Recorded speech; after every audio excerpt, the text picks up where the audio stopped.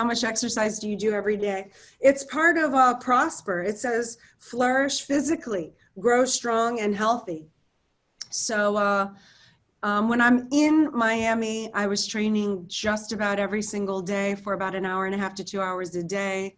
I have not been training like that in the last probably 6 months since the whole pandemic thing started. I do have an excuse. I tore a tendon in my elbow.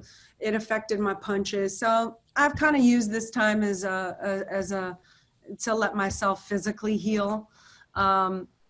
But I'll be back at it because I do believe in health and fitness, and taking care of yourself helps you mentally and physically. And it's all part of Flourish and Prosper. How does staying in shape affect you mentally and help you prosper?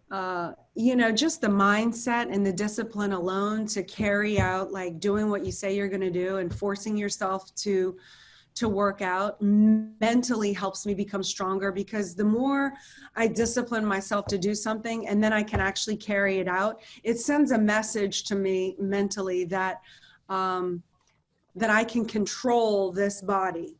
And that's a big deal. A lot of people don't have control over their bodies. They say they're going to work out and they don't. They say they're not going to eat bad stuff and then they do anyway. But the more control that you can exert over yourself, and then you can do it consistently over a period of time, develops confidence. And then you develop a confidence in yourself that, wow, I can be trusted, that when I say I'm going to do something, it's going to happen. There was a time in my life where I would say I was going to do something, back in my heavy recreational drug use, excessive alcohol days. I would say something and people would laugh at me. And they were right, because I couldn't depend on myself and I would never follow through and I couldn't carry it out.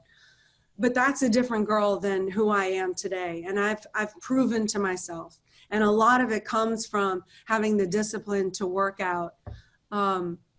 And giving myself that confidence. So it transfers over. When I say that I'll have my husband on the Forbes list, well, he'll do all the work, but it will happen. And people will be like, yeah, of course that's going to happen. That's a no-brainer. She always does what she says she's going to do. If I say I'm going to be a billionaire one day, people don't laugh at me anymore. They're like, well, yeah, that's going to happen.